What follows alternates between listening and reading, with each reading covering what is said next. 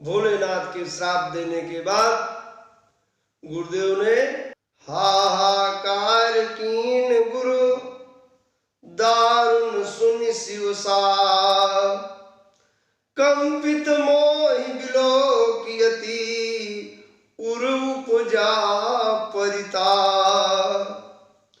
करि दंडवत सप्रेम दुजे शिव सन्मुख कर जोर विनय करत गदगद स्वर समुझ घोर गति मोर। ये हैं ब्राह्मण देवता, जान रहे हैं कि ये मुझसे द्वेष रखता है, यह मेरी बात नहीं सुनता है, यह अभिमानी है, इसने मेरा अपमान किया है। फिर भी कांपते हुए शिष्य को देख करके उनके हृदय में अत्यंत संताप उत्पन्न होता है और भोलेनाथ को दंडवत करके कह रहे हैं, गदगद स्वर में करुण वाणी में गुरु जी कह रहे हैं, नमामि समीशान निर्वाण रूपम विभुम व्यापकम ब्रह्म वेद स्वरूपम निजम निर्गुणम निर्विकल्पम निरीहम चिदाकाश माकाश वासम भजेहम निराकार मोंकार मूलम तुरीयम गिरा ज्ञान गोतीतमीशम गिरीशम करालम महाकाल कालम कृपालम गुणागार संसार पारम नतोहम तुषारादि शंका सुगौरम गंभीरम मनोभूत कोटि प्रभाश्री शरीरम अस्फुरन्नमिलिकल्लोलिनी चारु गंगा लसद्भाद बालेन्दुकण्ठे भुजंगा चलत कुंडलम्ब्रो सुनेत्रम विशालम प्रसन्नाननं नीलकण्ठं दयालम मृगाधीश चर्मांबरम मुन्नमानं प्रियं शंकरं सर्वनाथं भजामि प्रचंडं प्रकाष्टं प्रगल्भं परेशं अखंडं मजं भानुकोटि प्रकाशं त्रयाशूल निर्मूलनं शूलपाणिं भजेयं भवानी पतिं भावगम्यं कलातीत कल्याण कल्पांतकारी सदा सज्जदानंद दाता पुरारी चिदानंद संदो मोहापहारी प्रसीद प्रसीद प्रभो मन्मतारी नयावदुमानाथ पादार विंदम भजन्ति लोके परेवानराणा न तावत् सुखं शांति संताप नाशं प्रसीद प्रभो सर्वभूतादिवासं न जानामि योगं जपं नैव पूजां नतोऽहं सदा सर्वदा संभुतव्यं जरा जन्म दुःखो गतातप्यमानं प्रभो पाह्यापन्नमामि सुशम्भो रुद्राष्टकमिदं प्रोक्तं विप्रेण हरतोषे ये पठन्ति नरा भक्त्या तेषां शम्भो प्रसीदति। भोलेनाथ की ये स्तुति उन ब्राह्मण देवता द्वारा भोलेनाथ को प्रसन्न करने के लिए की गई है और इस स्तुति को जो भी करता है उस पर भोलेनाथ प्रसन्न होते हैं, यह गोस्वामी जी लिख रहे हैं। और काकभूषुंडी जी बता रहे हैं। सुन विनती सर्वज्ञ शिवा, देखी विप्र अनुराग, पुनि मंदिर नभवानी, भई द्विज बरुमान। ब्राह्मण देवता की स्तुति सुनकर के आकाशवाणी होती है मंदिर में कि हे विप्र देवता, मांगो क्या चाहिए, क्या वरदान दिया जाए। ब्राह्मण देवता कहते हैं, जो प्रसन्न प्रभु मों पर, नाथ दीन परने, निज पद भगति दे प्रभु, पुनि दूसर बर दे। हे भोलेनाथ, मुझ दीन पर अगर आप प्रसन्न हैं, मुझसे प्रेम करते हैं, तो मुझे अपने चरणों की भक्ति देकर दूसरा वरदान दीजिए। दूसरा वर क्या मांगा है? तब माया बस जीव जड़, संतत फिरई भुलान, तेहि पर क्रोध न करिए प्रभु, कृपा सिंधु भगवान। हे भोलेनाथ, आपकी माया के वशीभूत होकर के लोग भ्रम में हैं। आप अपना क्रोध छोड़ करके कृपा सिंधु इस पर कृपा करिए। शंकर दीन दयाल अब, यही पर हो कृपाल, साप अनुग्रह होई जई, नाथ थोरही काल। ब्राह्मण देवता मांगते समय बहुत सोच विचार कर मांग रहे हैं। उन्होंने ये नहीं कहा कि आप इसे श्राप मुक्त कर दीजिए, क्योंकि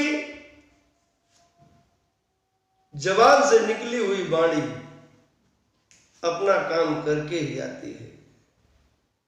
उसके डाइल्यूशन की बात की है कि आप इस पर कृपा करिए, इसको जो श्राप आपने दिया है उसे थोड़े ही समय के लिए दीजिए, अधिक समय इसे वह कष्ट न भोगना पड़े, ऐसी कृपा मुझ पर कीजिए।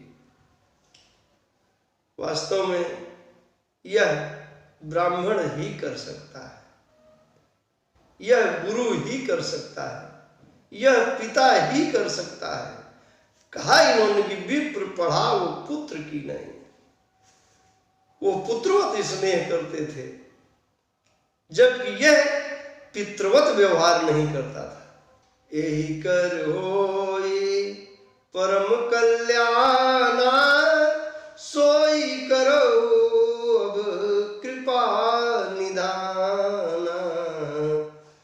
हे कृपा निधान, ऐसी कृपा करिए जिससे इसका कल्याण हो जाए।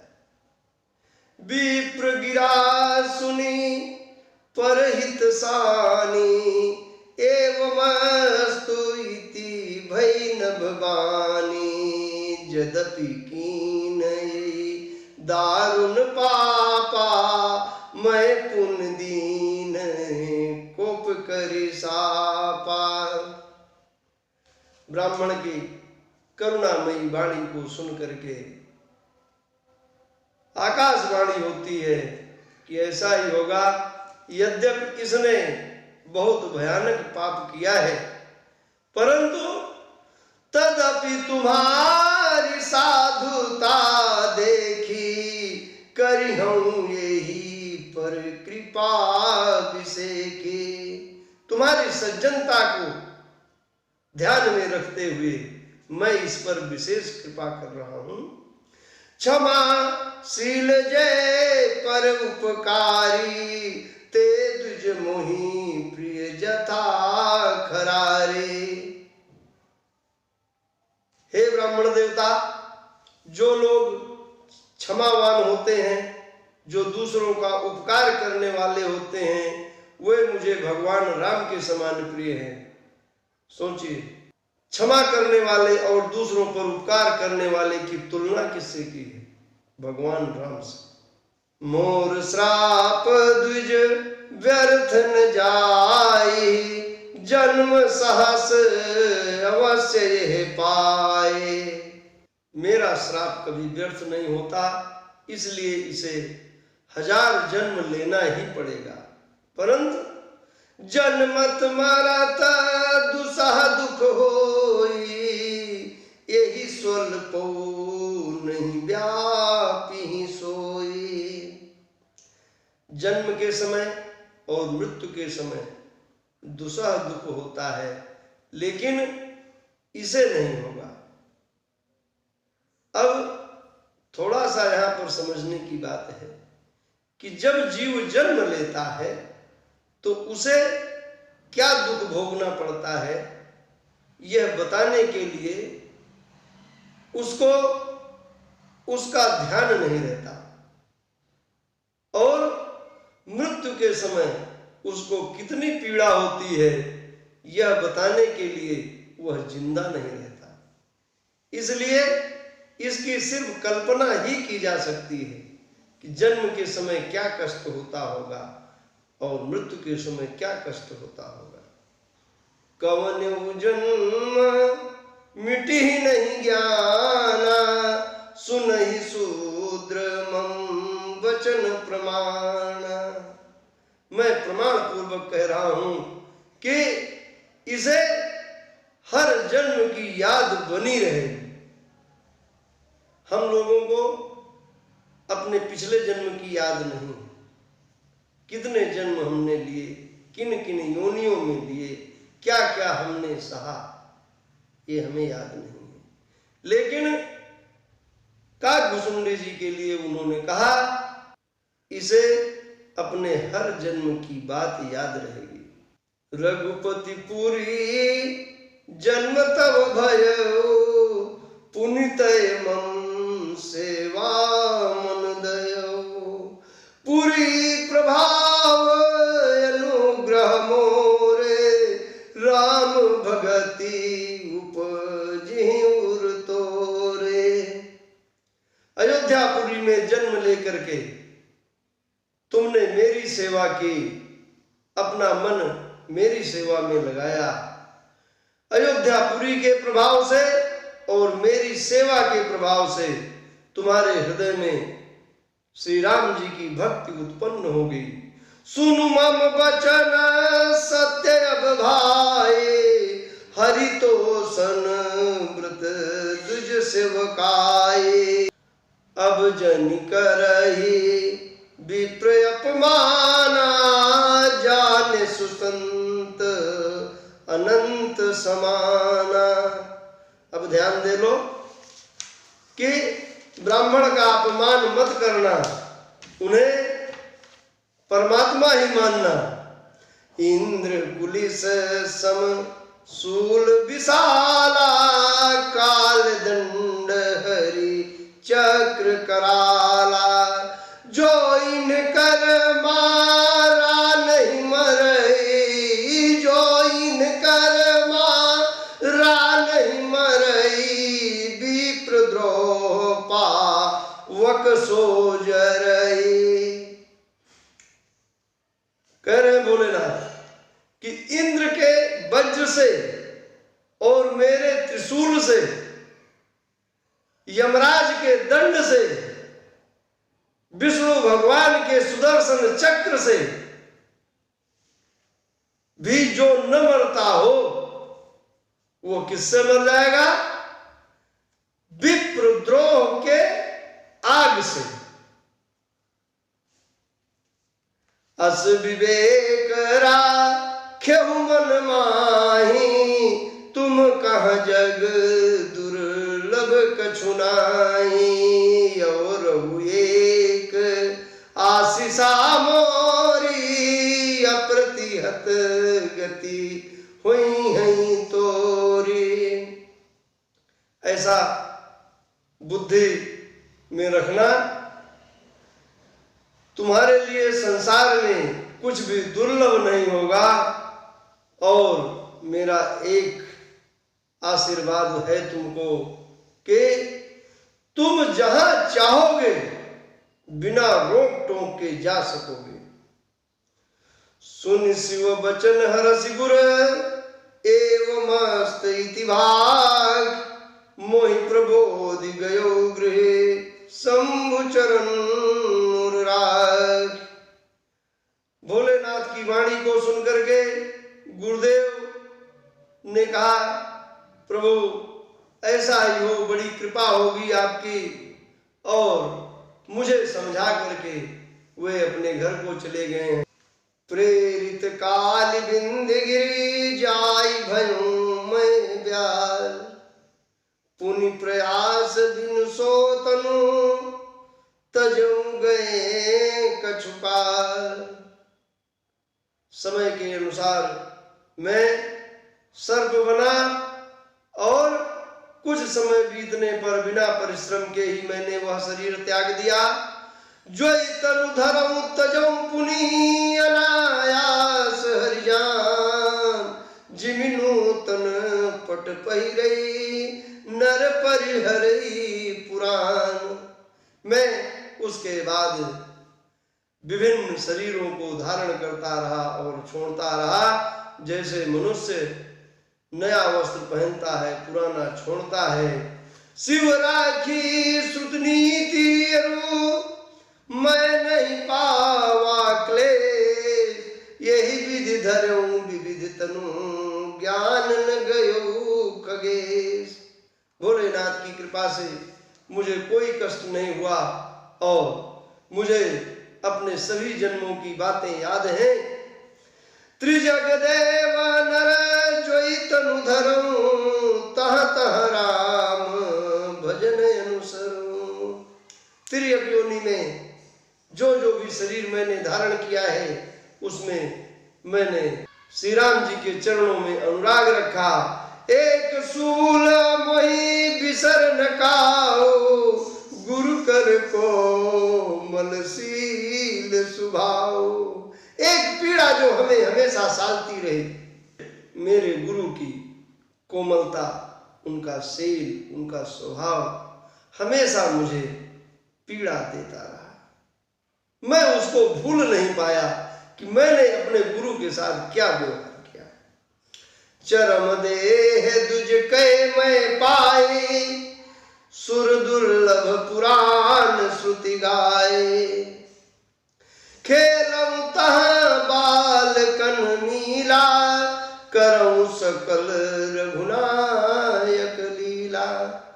फिर मैं ब्राह्मण के रूप में जन्म लिया हूं और बचपन में मैं रामलीला करता था।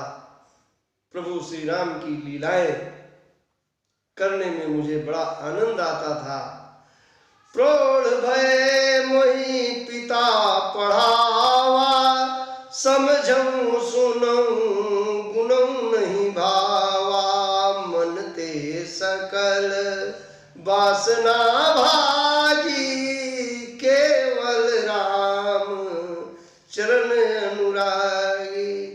जब युग हुआ तो मुझे पिता ने पढ़ाने का प्रयास किया।